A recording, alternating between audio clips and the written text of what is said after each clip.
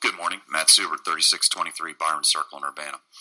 I want to discuss the unprincipled government and lack of civility this board, accepting David Gray, has displayed over the last 3.5 years.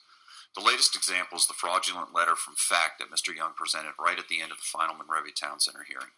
The fact is, Blaine, it did not come from the FACT board members with all the names you read into the record, only their secretary at the behest of Paul Smith. I call that a lie, and I hope the hearings need to be reopened because of it. Let's talk about lack of civility. Mr. Delauter, your childlike temper tantrum last week was beneath the dignity of public office. If you had any decency, you would apologize to David Gray for calling him a moron right here today, but I doubt you will. And that incident was not the first time you have exploded in anger at a public hearing and walked out. I think you have serious anger management issues, and so does Blaine. Neither of you are fit for public office, in my view. You should also apologize to Adam Umak. Your claims about his 33% raise were factually untrue. He can't be here today because he's doing something productive, educating the children of Frederick County, but this is what he had to say about that.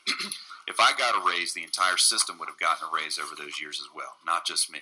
I earned an increase due to continuing my education and earning my advanced professional certificate and my plus 60.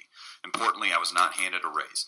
Realizing the inflexibility that the current BoCC carries with only providing maintenance of effort funding for our school system, I knew the only way to get ahead was to pursue my education and earn credits. So I took personal responsibility, fast-tracked my credits, and went to work. You are also very disingenuous in your claim that you support education. You have not attended a joint BOE-BOCC meeting in over 2 years, so how can you possibly say that with a straight face? Finally, Mr. Delauter, I thought about your exchange with Chuck Honse. You were right, your company doesn't have contracts to work on Lansdale and Monrovia Town Center. However, the MTCD RRA runs for 18 years. And what is there to stop your company from doing work at some point down the road once you leave office in November?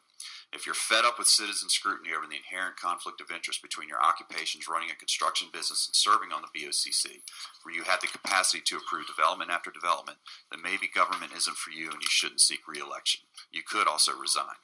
As an act of good faith to voters like myself and Mr. Honse, I would like to see you sign, on behalf of your company, non-compete agreements on any development projects you vote to approve.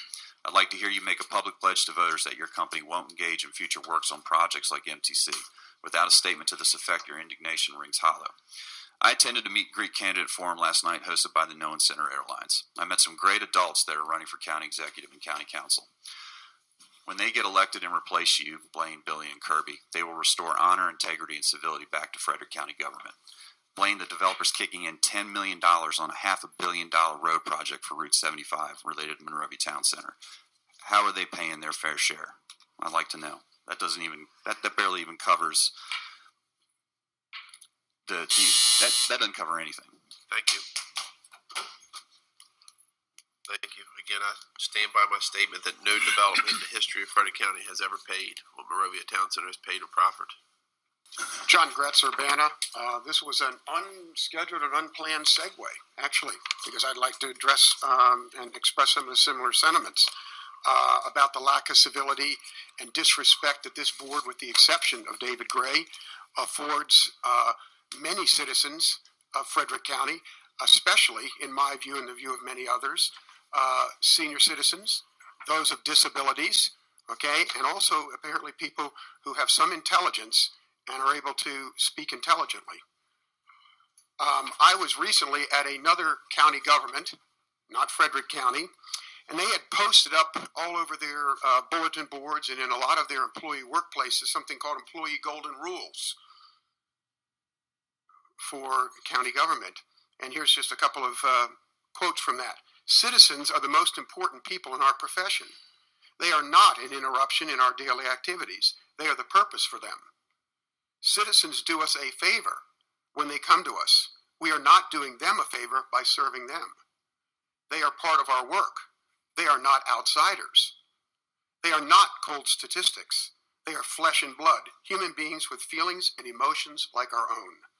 Citizens are not someone with whom to argue or to match wits.